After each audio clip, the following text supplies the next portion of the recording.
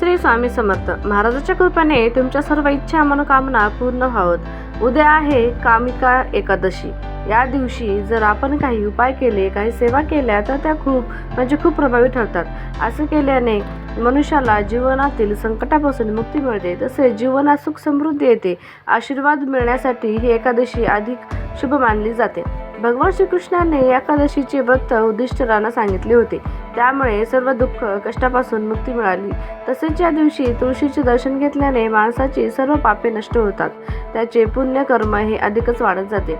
तर आता एकादशीच्या दिवशी तुम्हाला एखाद्या मुलाची प्रगती होत नसेल तर आपण त्याला न बोलता त्याच्याबद्दल घरामध्ये सकारात्मक विचार करायचा आहे। जसं की त्याला म्हणायचं आहे की माझा मुलगा खूप हुशार आहे, त्याला खूप चांगले मार्क मिळतात, माझा मुलगा खूप समजदार आहे। असे तुम्ही जर सकारात्मक विचार करत बोलत राहिला तर त्याची नक्कीच प्रगती होत राहील।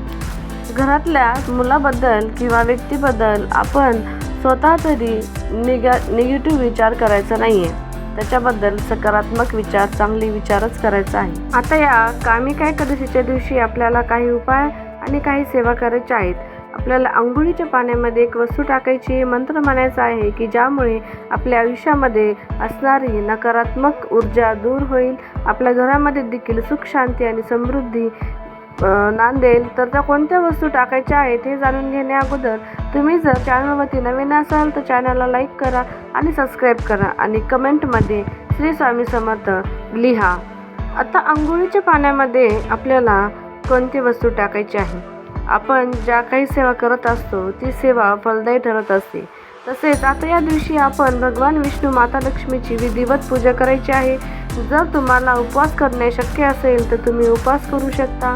जर उपवास करणे शक्य नसेल तर भगवान विष्णूंची आपण दिवसभर पूजा सेवा करावी। या दिवशी तुम्ही ओम नमो भगवते वासुदेवाय नमः या मंत्राचा जास्तीत जास्त वेळा जप करावा। तसेच तुम्ही विष्णू सहस्रनाम देखील पठण करावे। अगदी पठण करणे शक्य होत नसेल तर तुम्ही श्रवण देखील करू शकता। आपण एक तुळशीपत्र घ्यायचं आहे, उजव्या हातामध्ये तुळशीपत्र ठेवायचं आहे। त्यानंतर आपल्याला विष्णू सहस्रनाम पठण करायचं आहे। भगवान विष्णूची 1000 नावे घ्यायची आहेत। जर 1000 नावे घेणे शक्य नसेल तर तुम्ही मोबाईलवरती लावून देऊ शकता। आता ही 1000 नावे म्हणून झाल्यानंतर आपल्याला भगवान विष्णूंची आपली इच्छा मनोकामना सांगायची आहे आणि त्यानंतर हे जे काही तुळशीपत्र आहे ते भगवान विष्णूंच्या चरणाजवळ अर्पण करायचं आहे। विष्णूचा फोटो किंवा मूर्ती, जर घरामध्ये विष्णूचा फोटो किंवा मूर्ती नसेल तर बाळकृष्णाचा फोटो किंवा बाळकृष्णाची मूर्ती असेल त्यासमोर तुम्ही तुळशीपत्र अर्पण करायचं आहे। आपली जी काही इच्छा मनोकामना आहे ती नक्कीच पूर्ण होईल। अगदी आपली कठीणातली कठीण इच्छा देखील या सेवेने पूर्ण होईल। तसेच आपण दिवसभर शुद्ध तुपाचा दिवा देखील देवघरामध्ये प्रज्वलित ठेवू शकता। तसेच या दिवशी आपण सकाळी उठल्यानंतर आपले दोन्ही हात जोडायचे आहेत आणि भगवान विष्णूंचे नामस्मरण करायचं आहे। त्यानंतर आपण आंघोळीला जाताना आंघोळीच्या पाण्यामध्ये काही वस्तू टाकायच्या आहेत। मग आंघोळीचे पाणी तुम्ही थंड किंवा गरम किंवा कोमट घेऊ शकता आणि आंघोळीच्या पाण्यामध्ये चिमूटभर हळद टाकायची आहे। त्यानंतर दुसरी गोष्ट टाकायची आहे ती म्हणजे आवळ्याचा रस।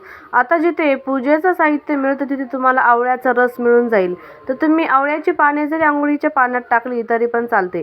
आणि तिसरी वस्तू आहे ती म्हणजे गंगाजल। आता एकादशीच्या दिवशी पवित्र तीर्थस्थानी स्नान करणं याला खूप महत्त्व आहे, पण आपल्याला अशा ठिकाणी जाणे शक्य होत नाही, त्यामुळे आपण घरीच आंघोळीच्या पाण्यामध्ये गंगाजल टाकावे।